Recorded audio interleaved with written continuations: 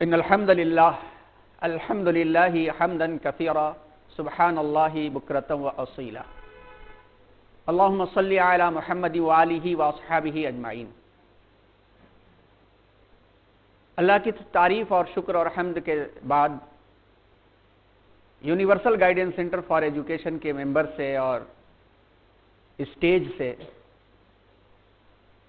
جس خدمت کا آغاز ہوا تھا اس خدمت کے 6ویں سال کی افتتاح پر ہم مسرت محسوس کر رہے ہیں اور اللہ کی دی ہوئی توفیق پر ہم شکر بجا لاتے ہیں۔ گزشتہ 1.5 سالوں کے درمیان میں انسانیت جس انداز سے سچویشن کو اور حالات کو فیس کر رہی ہے، اس سچویشن اور حالات کے اندر بہت سارے نقصانات بھی ہوئے ہیں، لیکن نقصانات کے درمیان میں کچھ امکانات بھی اور اپارچونیٹیز بھی پیدا ہوئی ہیں۔ صورت خورشید ہے دست قضا میں وہ قوم کرتی ہے جو ہر زماں اپنے عمل کا حساب۔ جو قوم تیار رہتی ہے وہ قوم میدان میں دوڑ لیتی ہے، اور جو قوم آرام طلب ہوتی ہے اس کو دوڑنے میں اتنا وقت لگ جاتا ہے کہ آگے دوڑی ہوئی قوم بازی لے جاتی ہے، اور بعد میں دوڑنے والی قوم بعد میں پہنچ کر کے ان کی بچی کھچی چیزیں ہی پا پاتی ہے۔ نتیجہ یہ ہوتا ہے کہ غلام کی غلام رہ جاتی۔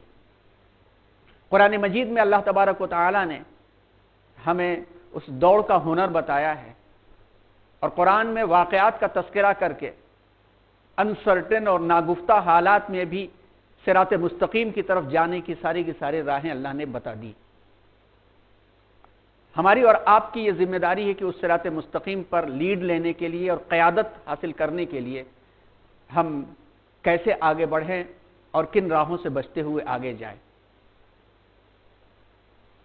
Universal guidance centre for education اس فکر کی طرف مسلسل آگے بڑھ رہا ہے کہ جس کے تحت آنے والے حالات میں امت کو اسلامی نظام کی طرف پھیرا جائے۔ اللہ تبارک و تعالیٰ کی مرضی کے مطابق ہماری اور آپ کی زندگی گزرے، اور ہم اپنے بڑوں کے مزار پر جب پہنچتے ہیں تو دل سے مغفرت کی دعائیں نکلتی ہیں، اور قرآن مجید کے اوراق سے ہم سورۃ الفاتحہ اور دیگر سورتوں کو پڑھ کر کے ان کے حق میں ہم ایصال ثواب کرتے ہیں۔ تو ہم بھی اپنی اولادوں کا ایسا چھوڑ جائیں کہ کل کو ہماری اولادیں جب ہمارے قبر سے گزریں تو وہ بھی اسی قسم کی دعائیں کر سکیں اور کچھ اچھے کام دنیا میں کر کے وہ جائیں۔ اسی فکر کے تحت جو نظام چلا، الحمدللہ یہ 6ٹھی سیریز ہے اور 6واں مرحلہ ہے جس کا آج آغاز ہو رہا ہے۔ ہم اللہ سے توفیق طلب کرتے ہیں کہ اللہ تبارک و تعالی ہمارے کہنے کو عمل بنائے، ہمارے عمل میں حسن داخل کرے، اور حسن عمل کے ساتھ پوری انسانیت کے لیے احسان اور محسن بننے کی توفیق عطا فرمائے، اور ہم سب کو محسن انسانیت سید الرسول امام الانبیاء جناب محمد الرسول اللہ صلی اللہ علیہ وسلم کے نقش قدم پر چلتے ہوئے سسکتی اور پیاسی انسانیت کی پیاس بجھانے کے لیے استعمال فرمائے، اس کی توفیق عطا فرمائے۔ آج کا جو ٹاپک ہے، آج کا جو عنوان ہے، جس کو اورینٹیشن اور انڈکشن کا نام دیا جا سکتا ہے کہ تمہید اور تعارف کے نام سے، اور جیسا کہ اعلان نامے میں اور آپ نے دیکھا ہوگا اناؤنسمنٹ میں کہ کچھ کنٹینٹس رکھے گئے تھے جس کا تذکرہ اور جس کے بارے میں تھوڑا چرچا آج کیا جائے گا، اور کچھ پریکٹیکل ایگزامپل سامنے لائی جائیں گی۔ سب سے پہلا جو ورڈ یہاں پر دکھ رہا ہے، جملہ دکھ رہا ہے، وہ یہ ہے کہ کیا دنیا میں اسلام پسپا ہو رہا ہے، ڈیفیٹ ہو رہا ہے؟ یہ سوال ذہنوں میں چل رہا ہے، اور اس سوال کے اوپر ڈسکشنز ہو رہے ہیں اور مباحثے ہو رہے ہیں، اور ان بحث و مباحثوں کو لے کر کے اسلامک لا اور شریعہ لا کے اوپر تنقیدیں ہو رہی ہیں، انگلیاں اٹھائی جا رہی ہیں۔ اس انداز سے اٹھائی جا رہی ہیں کہ اسلام 1400 سال کے زمانے کے اعتبار سے اس نے دنیا کو لیڈ کیا اور قیادت کی اسلام نے، لیکن زمانہ تیز رفتاری کے ساتھ وہ چینج ہو رہا ہے، اور اس چینج ہونے والے حالات میں اگر دنیا کی روشنی کو اور دنیا کی رفتار کو مسلمان نے اختیار نہیں کیا تو دنیا کی دوڑ میں بہت پیچھے وہ رہ جائیں گے، اور جیسا کہ بہت پیچھے ہو کر کے وہ رہ گئے ہیں، اور یہ پیچھا رہ جانا ہمیشہ کے لیے ان کے نقصان دہ ہوگا۔ یہ جو پوائنٹ آف ویو ہے اور یہ جو سوچ ہے، یہ بہت بڑا کوشچن مارک ہے اور بہت بڑا ایک دھوکہ ہے، جس دھوکے اور فریب میں آ کر کے ہمارا حال یہ ہو جائے گا، نہ خدا ہی ملا، نہ وصال صنم، نہ ادھر کے ہوئے نہ ادھر کے ہوئے۔ یہ نتیجہ دنیا کے سامنے آ چکا ہے۔ اب اس اعتبار سے دیکھا جائے تو اس وقت ہمارے سامنے اس جملے کی وضاحت کے طور پر دو پوائنٹ آف ویو اور دو نقطہ نظر سامنے آنے چاہیے۔ پہلی چیز یہ ہے کہ ایکچوئل اور صحیح طریقے پر دیکھا جائے تو کیا اسلام اس سمت میں جا رہا ہے جس سمت کے بارے میں حدیث میں یہ پیشن گوئی کی گئی تھی؟ قال النبی صلی اللہ علیہ وسلم بدأ الاسلام غریبا سیعود غریبا فطوبى للغرباء۔ اسلام اجنبی ہو جائے گا، اجنبیوں سے شروع ہوا تھا جن کو دنیا جانتی نہیں تھی۔ اہل عرب کو دنیا نہیں جانتی تھی، نہ تو بہت بڑے کلچر والے لوگ تھے کہ دنیا ان کے کلچر کو یونان اور گریک فلسفی کی طرف سے لے کر کے یاد کرتی، نہ تو بہت ہی مال و دولت کے والے تھے کہ رومن امپائر اور پرشین امپائر کی طرح سے انہیں جو ہے سجایا جاتا، نہ بہت ہی وہ پرانے خیالات کے لوگ تھے کہ ہندوستانی کلچر کی طرح سے انہیں سمجھا جاتا۔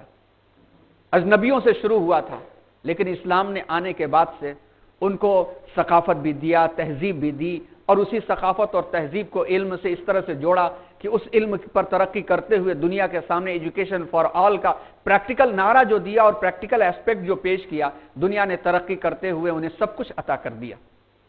پھر سیعود و غریبا، ایک دن ایسا آئے گا کہ اسلام بھی اجنبی ہو جائے گا، اجنبی ہو جائے گا، اور جب اجنبی ہو جائے گا تو یاد رکھو کہ ان اجنبیوں کے لیے، ان غریبوں کے لیے اور ان ناواقف کاروں کے لیے دنیا کے حالات سے سکون ہی سکون اور امن ہی امن رہے گا۔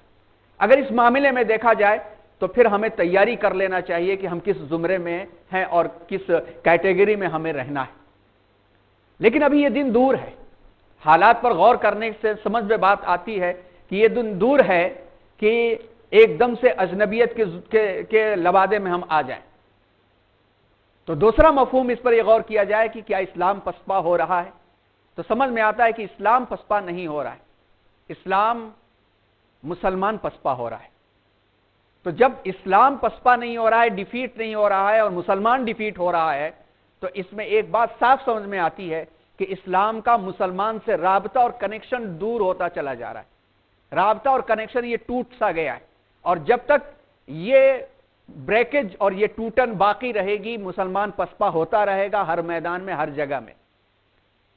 ظاہری طور پر غور کرنے والے یہ دیکھیں گے کہ مصر میں یہ ٹک نہیں سکے، ترکی میں یہ دھکے کھا رہے ہیں، سیریا اور شام میں مسلسل آپس میں لڑ کر کے کروڑا کروڑ انسانوں کی جانوں کو داؤں پہ یہ لگا چکے ہیں، یمن اور اس کے اطراف کے علاقے میں دیکھیں گے تو انارکی چل رہی ہے، فلسطین اور اس کے آس پاس دیکھیں گے تو ان کا ماحول مزاج یہی ہے، عراق کا کیا حال ہوا سب نے دیکھا، افغانستان کن حالات سے گزرا اور کس سطح پر پہنچا سب کو یہ معلوم ہے۔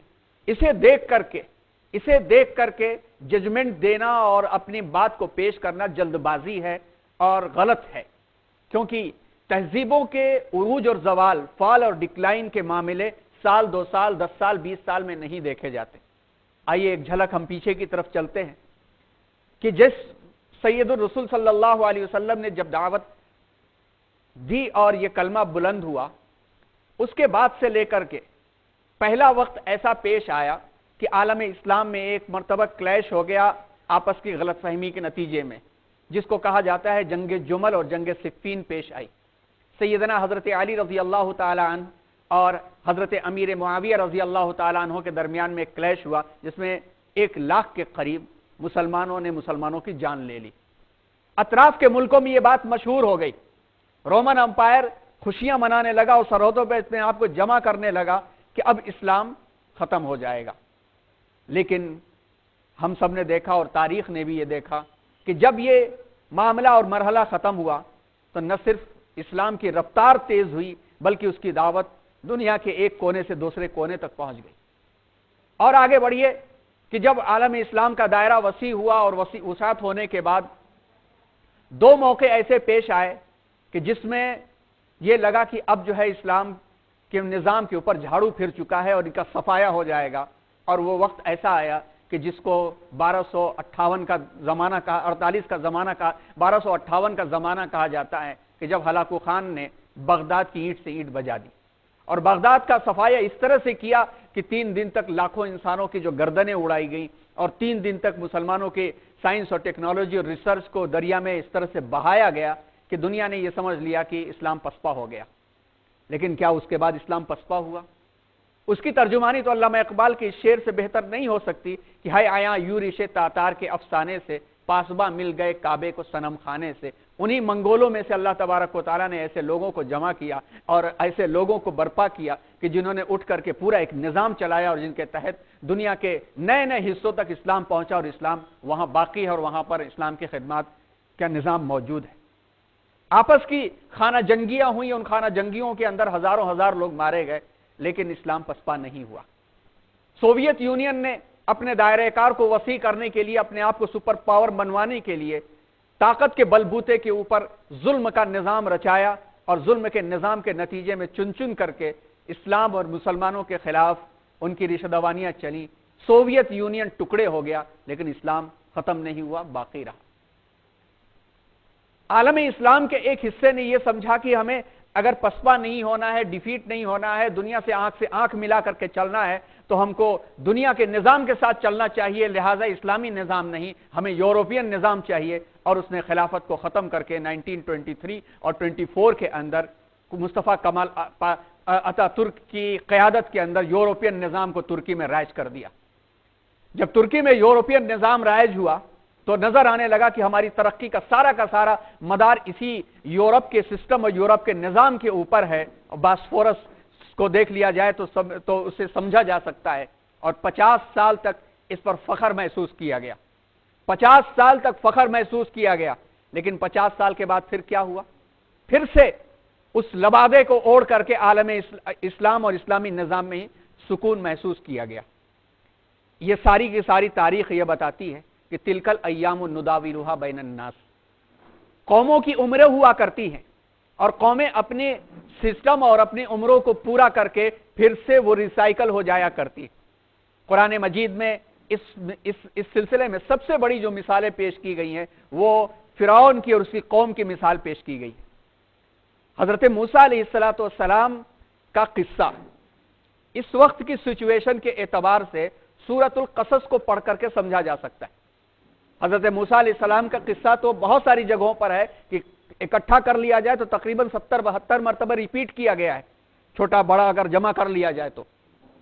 لیکن سورۃ القصص میں جس انداز سے فرعون اور فرعون کے برپا کردہ سسٹم اور اس کے نظام کو پیش کیا گیا ہے، آج کی سچویشن اور آج کے حالات میں ہمیں بہت ہمت دلاتا ہے کہ حالات اور نظام ایک دن 2 دن میں تبدیل نہیں ہوا کرتے۔ فرعون نے بھی اور فرعون کی تاریخ میں بھی پڑھے تو 2 فرعونوں کا تذکرہ ملتا ہے، ایک وہ فرعون جو موسیٰ علیہ السلام کے بچپن میں تھا، ایک وہ فرعون جو موسیٰ علیہ السلام کے آخری زمانے میں سمندر میں ڈوب کر کے غرق ہوا، جس کی لاش آج بھی پڑی ہوئی ہے۔ ان 2 فرعونوں کے نظام کو ملایا جائے تو تقریباً 150 سے 250 سال کے زمانے کا ڈیوریشن بنتا ہے۔ اس 150 سے 250 سال کے زمانے کا جو ڈیوریشن اور دورانیہ بنتا ہے، اسے ہم اور آپ غور کریں اور یہ دیکھیں تو ہمیں سمجھ میں آتا ہے کہ حضرت یوسف علیہ السلام کا زمانہ کیا تھا۔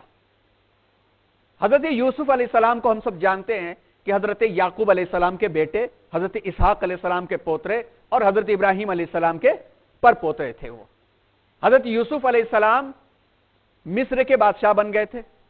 سورہ یوسف پڑھنے سے ہمیں اندازہ ہوتا ہے مصر کے بادشاہ بنے، اور مصر میں ان کو ملا کر کے ان کے جو 12 بھائی تھے، یہ 12 بھائیوں نے وہاں پہ وہ 12 بھائیوں کا ڈومینیشن ہو گیا۔ یوسف علیہ السلام کے بعد 12 بھائی جو ہیں حکومت میں دخل اندازی ان کی ہونے لگی اور حکومت میں منمانیاں یہ کرنے لگے۔ بعد کے زمانے میں جب 300-350 سال کا عرصہ گزرا تو 300-350 سال کے عرصے میں یوسف علیہ السلام کا خاندان ظالمانہ رویے پر اتر آیا، جس کے نتیجے میں عوام نے انہیں نکال کر کے اس طرح سے پھینکا کہ فرعون وقت کو واپس بلا لیا۔ ایک تاریخ اور ایک ہسٹری ہے کہ بیچ کا زمانہ جو تھا، جو عزیز مصر کا کہا جاتا تھا، وہ زمانہ ایسا تھا کہ اس کے پہلے بھی فرعونوں کا زمانہ تھا، ایک خاندان ٹرائبل تھے وہ، اس سے جو کنگ بنتا تھا وہ فرعون کہے جاتے تھے. لیکن فرعونوں کے ظلم سے تنگ آ کر کے مصر کے لوگوں نے ایک دوسرے خاندان کو عروج دیا اور اس سے جو کنگ بنا اس کو عزیز مصر کہا جانے لگا. تو فرعون ڈیفیٹ ہو گئے، مصر کے عزیز کامیاب ہو گئے. 300 ساڑھے 300 سال کے زمانے میں پھر سے فرعون واپس آ گئے، اور واپس جب آئے تو واپس آنے کے بعد جس خاندان سے حکومت لی جاتی ہے اس خاندان کی ایک ایک چیز کو توڑ دیا جاتا ہے. ذرا غور کیجئے گا، یہ ذرا فلسفی ہے لیکن اس مثال میں آپ کے سامنے ہم لا کر کے رکھ رہے ہیں کہ جس خاندان سے حکومت لی جاتی ہے اس خاندان کی ایک ایک چیز کو توڑ کر کے رکھ دیا جاتا ہے. فرعون جب واپس آیا تو فرعون وقت نے حضرت یوسف علیہ السلام کے خاندان سے حکومت کو واپس لیا تو صرف ان کو فزیکلی نہیں بلکہ سائیکولوجیکل بھی توڑ کر کے رکھ دیا، اور ایسا توڑ کر کے رکھا کہ غلام بنا لیا. اور ایسی غلامی رہی کہ جب فرعون نے یہ اعلان کر دیا کہ ان کے یہاں پیدا ہونے والے ہر بچے کو مار دیا جائے اور پیدا ہونے والی ہر لڑکی کو غلام بنا لیا جائے، تو کسی کی تعداد ہونے کے باوجود کسی کی ہمت نہیں تھی کہ پروٹیسٹ کر سکے. یہ نظام بن گیا.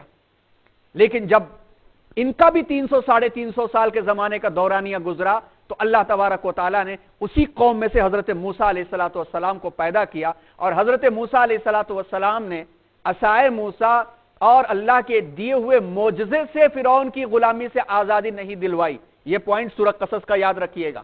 موسیٰ علیہ السلام کو معجزہ دیا گیا تھا نا، ایک تو معجزہ یہ دیا گیا تھا کہ لاٹھی پٹک دیں تو اژدہا بن جائے گا لاٹھی، دوسرا یہ تھا کہ ہاتھ بغل سے نکالیں تو وہ ایک دم روشن بن جائے گا. یہ تو وہ تھا کہ زمانے کی ٹیکنالوجی اور زمانے کی علم کے اعتبار سے جواب دینا تھا، کیونکہ جادوگروں کا دورہ تھا. موسیٰ علیہ السلام نے اس سے جواب دیا، لیکن فرعون کے چنگل سے اور فرعون کی غلامی سے جب قوم کو نکالنا ہوا تو موسیٰ علیہ السلام نے فرعون کی فوج پر وہ اپنا اژدہا نہیں چھوڑ دیا کہ فرعون کی فوج کو کھا جائے. چھوڑ دیتے تو فرعون کو بھی کھا جاتا. لیکن آپ پڑھیے تاریخ میں کہ موسیٰ علیہ السلام اسباب کے ساتھ لے کر کے واپس پلٹے، وہ اور واپس پلٹے. فرعون پیچھا کر رہا تھا، اور جب جا کر کے ان کے اسباب کا راستہ پورا ہو گیا، جب ڈیڈ اینڈ پر آ گئے تب جا کر کے اللہ تبارک و تعالیٰ کی مدد آئی کہ اب اس لاٹھی کو سمندر پر مارو تو 7 راستہ بن جائے گا. 350 سال کے بعد فرعون بھی چلا گیا. یہ نظام آئیے اب ہم دیکھتے ہیں اس 1400 سال کے ڈیوریشن کے اندر. اس 1400 سال کے ڈیوریشن کے اندر خاص طور پر 11th سینچری سے لے کر کے 14th سینچری کے درمیان کی ورلڈ ہسٹری پڑھیے، عالمی تاریخ. 11ویں صدی سے لے کر کے 14ویں صدی کے میں، اور 11ویں صدی سے 14ویں صدی کے درمیان میں عالم اسلام کو ایک کنارے رکھیے. جیوز کی ہسٹری پڑھیے، یہود کی ہسٹری پڑھیے کہ یہود کے بارے میں دنیا نے کیا کردار انجام دیا تھا. کیوں فرانس نے یہود کے بارے میں اسٹیٹمنٹ پاس کیا تھا کہ یہود یا تو کرسچن بن جائیں یا تو ملک چھوڑ کر کے بھاگ جائیں یہاں سے، اور اگر رہیں گے تو ان کی بستی کنارے دور بسائی جائے گی اور ایسے علاقے میں بسائی جائے گی جہاں سے ہوا بھی گزر کے ہمارے بچوں کو نہ لگنے پائے، اور ان کے درمیان میں ہمارے درمیان میں دیوار اٹھا دی جائے گی تاکہ ان کا سایہ بھی ہمارے بچوں پر نہ پڑنے پائے. فرانس نے یہ کہا تھا. اور پھر وہاں سے جو ظلم کا سلسلہ شروع ہوا اور ان کے ظلم کے سلسلے کو آگے دراز کرتے ہوئے آپ آئیے. حالانکہ 15ویں صدی کے اندر جوڈو کرائسٹ کمبینیشن ہو چکا تھا، یہود و نصارہ کا اتحاد ہو چکا تھا، جو کہ پاسبل نہیں تھا، امپاسبل سمجھا جاتا تھا، اس لیے کہ یہود اور نصارہ ہمیشہ کے ازلی دشمن ہیں اور آج بھی دشمن ہیں اندر طریقے پر. لیکن ان کا جو انیمی ہے، جو دشمن ہے، وہ کامن ہے، امت مسلمہ ہے، اس لیے ان کا اتحاد 15ویں صدی میں ہو چکا تھا. لیکن اس کے باوجود 19ویں صدی میں ہٹلر کی اور جیوز کی تاریخ پڑھ کر کے دیکھ لیا جائے کہ ان کے ساتھ مظالم کا معاملہ کیا ہوا تھا. ان کے ساتھ مظالم کا معاملہ ہوا اور اس کے بعد دنیا نے ان کے ساتھ سمپتھی دکھائی اور ان کو اٹھا کر کے ایک ملک دے دیا. ملک ملنے کے بعد یہ وہی کردار انجام دینے لگے جو کردار ان کے ساتھ کیا گیا تھا، اور ان کا کردار جب 100 سال یا 150 سال کے عرصے میں پورا ہوگا تو اللہ تبارک و تعالیٰ انہی میں سے یا ان کے آس پاس سے کسی کو کھڑا کریں گے جو ان کے نظام کو صاف کر دیں گے. ایک اور مثال دیتے ہیں اور اس مثال سے اور بات واضح ہوگی. سورۃ الفیل ہم سب پڑھتے ہیں. الم تری کیف فعل ربک باصحاب الفیل. جب اصحاب فیل کا تذکرہ آتا ہے تو ہمارے سامنے سب سے پہلے کس کا نام آتا ہے؟ ابرہہ کا. اور ابرہا کا نام آتا ہے اور اس کی جرت کا بھی آتا ہے کہ اللہ کے گھر کو ڈھانے کے لیے نکل پڑا، وہ اللہ کے گھر کو ڈھانے کے لیے نکل پڑا۔ اور کتنا بڑا ظالم تھا کہ یمن سے لے کر کے مکہ مکرمہ کے بیچ میں کوئی عرب نہیں ٹک سکا اور کوئی فوج نہیں ٹک سکی اس کے سامنے، اور ہاتھیوں کا لشکر لے کر کے جھومتا ہوا اس یقین کے ساتھ کہ وہ خانہ کعبہ کی بنیادوں سے اکھاڑ کر کے پھینک دے گا۔ اللہ تبارک و تعالیٰ نے اس کا انجام کیا کیا تھا؟ اللہ تبارک و تعالیٰ کسی بھی ذریعے سے تباہ کر سکتے تھے، ریگستانوں سے وہ گزر رہا تھا، لال ریتیلا طوفان اٹھتا، وہ تباہ ہو جاتے، لیکن اللہ تبارک و تعالیٰ نے ہماری دل بستگی کے لیے اور دنیا کے اس نظام کے لیسن اور سبق کے طور پر کیا بھیجا اللہ تعالیٰ نے؟ طیرن ابابیل۔ اور طیرن ابابیل نے بھی کیا کیا؟ ترمیہم بحجارۃ من سجیل فجعلہم کعصف مأکول۔ لیکن آپ ذرا غور کیجئے، اس قصے کو آپ سورۃ البروج سے ملائیے۔ سورۃ البروج بھی 30ویں پارے میں ہے، موقع ملے گا تو تفسیروں میں پڑھیے گا۔ والسماء ذات البروج والیوم الموعود وشاہد ومشہود قتل اصحاب الاخدود النار ذات الوقود۔ اصحاب اخدود کا تذکرہ ہے اس کے اندر۔ مختصر ہم آپ کو اس واقعہ کو بیان کر کے اس ایگزامپل سے جوڑنا چاہتے ہیں کہ اللہ نظام کو کیسے تبدیل کرتے۔ اصحاب اخدود یمن کے آس پاس کے علاقے میں ایک گاؤں اور ایک قریے کے لوگ تھے، جہاں پر حضرت عیسیٰ علیہ السلام کی دعوت کا کام شروع ہو چکا تھا، مگر ذو نواس نام کا کنگ اور بادشاہ تھا، وہ اپنے بت پرستی کے نظام کے لیے مشہور تھا، اور اس کے زمانے کے اندر جادوگری اور سحر کا بھی دورہ تھا۔ اس کے دربار میں ایک درباری جادوگر تھا، جب وہ بوڑھا ہونے لگا تو اس نے بادشاہ وقت سے کہا کہ ہمیں ایک ذہین ترین بچہ دیجئے تاکہ ہم اپنے گیان کو اور اپنی ودیا کو اس کو ٹرانسفر کر سکے، اپنا علم اس تک پہنچا سکے۔ تلاش ہوئی اور ایک جینیس بچہ، ذہین ترین بچہ اس کے حوالے کر دیا گیا۔ وہ بچہ اپنے گھر سے نکلتا اور جادوگر کے گھر جاتا اور جو ہے تنتر منتر اور ودیا اور ساری کے ساری سحر اور جادوگری کی چیزیں سیکھتا تھا۔ جاتے جاتے اس کی نظر پڑنے لگی کہ راستے کے کنارے ایک عبادت گزار راہب کی کٹیا پڑتی ہے، ایک سلم اور جھوپڑی پڑتی۔ ایک عجیب سی کشش نظر آنے لگی۔ وہ جھوپڑی کے پاس رک کے دیکھنے لگا کہ یہ عبادت گزار کرتے کیا، ان کی عبادتوں کو دیکھنے لگا اور دھیرے دھیرے دل قریب ہوتا چلا گیا۔ وہ عابد اور عبادت گزار نے بھی بچے کو اپنے پاس بٹھانا شروع کر دیا۔ بچے کو جادوگر کے مقابلے میں اس عابد کی عبادت زیادہ پسند آنے لگی اور سیکھنے لگا۔ تاخیر پر وہ جادوگر پیٹتا تو بہانے کرنے لگتا اور بہانوں سے بچتا رہا۔ آہستہ آہستہ جوانی کی دہلیز پر قدم رکھا اور جوان ہو گیا، سوچنے سمجھنے والا ہو گیا، جس کو کہا جاتا ہے کہ اس ایج میں پہنچ گیا جس کو کہا جاتا ہے کہ لرننگ بائی انسائٹ۔ جب وہ لرننگ بائی انسائٹ کی ایج پر پہنچا تو وہ رجنے لگا کہ who is right and who is wrong, کون صحیح ہے کون غلط ہے۔ لیکن کوئی موقع ایسا نہیں آ رہا تھا کہ جس کا وہ ایکسپریمنٹ کر سکے یا جو کہ تجربہ کر سکے۔ ایک دن جب اس کی ودیا ادھر بھی پوری ہو رہی تھی اور راہب کے پاس بھی جو ہے وہ علوم پورا کر چکا تھا، یہ تو دیکھا کہ لوگ بھاگے جا رہے ہیں اور بھاگے جا رہے ہیں۔ پتہ یہ چلا کہ ایک ٹائیگر اور ایک شیر آ کر کے راستے پر بیٹھ گیا ہے، لوگ خوف سے بھاگ رہے ہیں۔ اس نے ہمت دکھائی اور سوچا کہ آج وقت ہے، پتہ کر لیں گے کہ کون سچا ہے اور کون جھوٹا ہے۔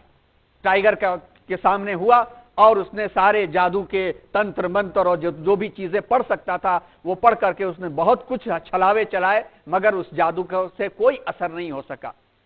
بالآخر اس نے اس عابد کے سکھائے ہوئے کلمے کو پھونک کر کے اللہ کے نام سے پتھر مارا اور سر پر لگا اور ٹائیگر گر کے شیر گر کر کے مر گیا۔ اس کو یقین آ گیا کہ عابد سچا ہے اور جادوگر جھوٹا ہے، اور اس نے پورے دل کے ساتھ اس کلمے کو قبول کر لیا، ایمان میں داخل ہو گیا۔ یہ شور ہو گیا کہ نوجوان نے شیر کو پتھر سے مار دیا۔ یہ بات جب جادوگر تک پہنچی تو اسے خوشی ہوئی کہ آج میری تربیت پوری ہو چکی ہے، لہٰذا اب جو ہے یہ اتیرن ہو چکا ہے اور ایکسلنٹ ہو چکا ہے۔ اور بادشاہ وقت کو اس نے کہا کہ اب یہ ساری چیزوں میں یہ ایکسلنٹ ہو چکا ہے، اب ضرورت نہیں ہے۔ بادشاہ نے جشن منانے کا ارادہ کیا تو اس بچے نے کہا کہ اس کے بتائے ہوئے علوم مجھے کچھ بھی کام نہیں آئے، مجھے تو صرف بسم اللہ الرحمن الرحیم کام آیا۔ بادشاہ کو سننا تھا کہ آگ لگ گئی، اور ظاہر سی بات ہے کہ آج دیکھ لیں اور مثالیں اپنے سامنے ہم رکھ لیں کہ مثالوں میں بات صاف طور پہ آ جاتی ہے کہ زمانے وقت اور بادشاہ وقت کی چاپلوسیاں کرتے رہو، تم کہاں سے کہاں پہنچ جاؤ گے۔ اور جب کسی قوم کا ڈومینیشن ہوتا ہے، اس کا زور چلتا ہے، تو اس کی بات بولنا وفاداری، اس کی زبان استعمال کرنا وفاداری، اس کا پہناوا پہننا وفاداری، اور اس کی مرضی کے خلاف غداری، بے وفائی قرار دی جاتی ہے۔ بچہ بھی غدار قرار دیا گیا۔ بہت کوشش کی گئی کہ باز آ جائے، لیکن ایک مرتبہ جب دل میں ایمان اتر جاتا ہے نا، تو پھر وہ ساری دنیا سے تنے تنہا ٹکر لے لیتا ہے، اور وہ بادشاہ وقت تو کیا دنیا کے سامنے بھی اتر نہیں سکتا کہ اگر زمانہ کہہ دے کہ دائیں ہاتھ میں سورج رکھ دوں گا اور بائیں ہاتھ میں چاند رکھ دوں گا، تب بھی وہ پلٹتا نہیں ہے۔ پہاڑ پر لے جایا گیا کہ پٹک ڈالیں گے پہاڑ سے، پہاڑ ہلا، لے جانے والے گر کے مر گئے، وہ بچہ بچ گیا۔ سمندر میں لے جایا گیا کہ بھور میں چھوڑ دیا جائے گا، کشتی پلٹ گئی، بچہ بچ گیا۔ عاجز ہو گئے بادشاہ اور جادوگر، تو بچے نے ہی ایک آپشن دیا کہ ہم ایک آپشن بتاتے ہیں، اس سے آپ مجھے ختم کر سکو گے۔ اور اس نے آپشن دیا کہ میں اس شرط پہ بتاؤں گا کہ پورے قریے والوں کو، پورے علاقے والوں کو جمع کرو اور میں بتاؤں گا۔ مرتا کیا نہ کرتا، بادشاہ وقت نے پورے علاقے والوں کو جمع کرایا، اور سب کے سامنے اس نے کہا کہ مجھے تیر مارو میرے کان کے پاس، اور بسم اللہ پڑھ کر کے مارنا، یہ کہہ کر کے مارنا، اس بچے کے رب کے نام سے تیر ماری جاتی۔ چنانچہ تیر مارا گیا، اور تیر اس کے کنپٹی کے پاس لگا اور بچہ گر کے شہید ہو گیا۔ واقعہ یہاں پورا ہوتا ہے۔ اس واقعے کے پورا ہونے کے بعد اصل واقعہ شروع ہوتا ہے کہ ساری انسانیت دیکھ رہی تھی، غور کر رہی تھی، اور ان کے چیلے چپاٹے ہر طرح سے اپنے حربے استعمال کر چکے تھے۔ ہر زمانے میں میڈیا ہوا کرتا ہے، وہ سفید جھوٹ بنا بنا کر کے پیش کر رہا تھا، مگر عاجز انسانیت نے دیکھا کہ سچائی تو یہ ہے، اور سچائی جب دو لوگوں کے دلوں پر آتی ہے تو ساری کے ساری انسانیت نے اشہد ان لا الہ الا اللہ پڑھ کر کے ایمان قبول کر لیا۔ اب یہ سچویشن اور مشکل، کہاں ایک تھا، کہاں پوری انسانیت، لیکن جب ظالم ظلم پہ آتا ہے تو اس کی آنکھوں پہ پٹی بن جاتی ہے اور دل کے دروازے بند ہو جاتے ہیں۔ اس ظالم نے بھی خندق کھدوائی اور اس میں آگ دہکایا، اور آگ دہکانے کے بعد بلاتا، اور بلانے کے بعد کہتا کہ گواہی دیتے ہو یا گواہی سے مکرتے ہو؟ کہا گواہی ہم اللہ کے علاوہ کسی کے نہیں دے سکتے۔ آگ میں جھونک دیا جاتا، 10,000 لوگوں کو آگ میں جھونک دیا گیا۔ اس واقعے سے 2 لوگ بھاگ کر کے رومن امپائر کے پاس پہنچ گئے۔ اب دیکھیے کنیکشن، اور دیکھیے کیسے سچویشن چینج ہوتی۔ 2 لوگ بھاگ کر کے رومن امپائر کے پاس پہنچ گئے، جو جا کر کے ذونواس کے ظلم کی شکایت کی، اور رومن امپائر جو تھا، قیصر روم جو تھا، وہ عیسائی تھا۔ اس نے فوراً وہاں سے روم سے حبشہ، آپ دیکھیے ساؤتھ افریقہ، حبشہ کے بادشاہ نجاشی جس کا ٹائٹل ہوا کرتا تھا، اس کو خط لکھا کہ تمہارے علاقے کے پاس کے علاقے میں یہ ظلم ہو رہا ہے، لہذا تمہیں اس کی خبر لینی چاہیے۔ اس نے 2 بہترین اپنے سپاہ سالار جو پوری طرح سے قابل ترین تھے، ان کے ساتھ فوج کو بھیجا، جو یمن میں آئے، اور یمن میں آ کر کے ظالم کے خلاف جنگ چھیڑی گئی۔ اور ظالم کا ہمیشہ انجام یہ ہوتا ہے کہ ظالم جتنے بھی ظالم ہوتے ہیں وہ دل کے اعتبار سے سب سے بزدل ہوتے، وہ سامنے نہیں آتے، وہ سامنے نہیں آتے۔ بہادر ہی سامنے آیا کرتا ہے، ظالم سامنے نہیں آتا ہے۔ ذو نواز بھی ہمیشہ کے ظالموں کی طرف سے چھپتا چھپاتا رہا، بالآخر دریا میں ڈوب کے مر گیا۔ وہ ان 2 سپاہ سالاروں نے امن امان قائم کیا اور لوگوں کے حقوق دلائے، اور پھر سے اللہ کا دین وہاں پہ پنپا، اور وہاں پہ لوگ چین و سکون سے رہنے لگے۔ دونوں میں سے ایک سپاہ سالار نے کچھ دنوں کے بعد دوسرے سپاہ سالار کو ہرا کر کے وہاں ایک حکومت قائم کی، اور نجاشی وقت سے اس نے پروانہ لے لیا، اور وہاں پر حکومت کرنے لگا، جس کی حکومت ظلم کی بنیاد پر رکھی گئی تھی، اپنے ایک ساتھی کا قتل کر کے۔ جب وہ حکومت کرنے لگا تو کرسی کا جو مزہ آیا تو ظالم بنتا چلا گیا، اور اسی کا نام ابرہہ تھا۔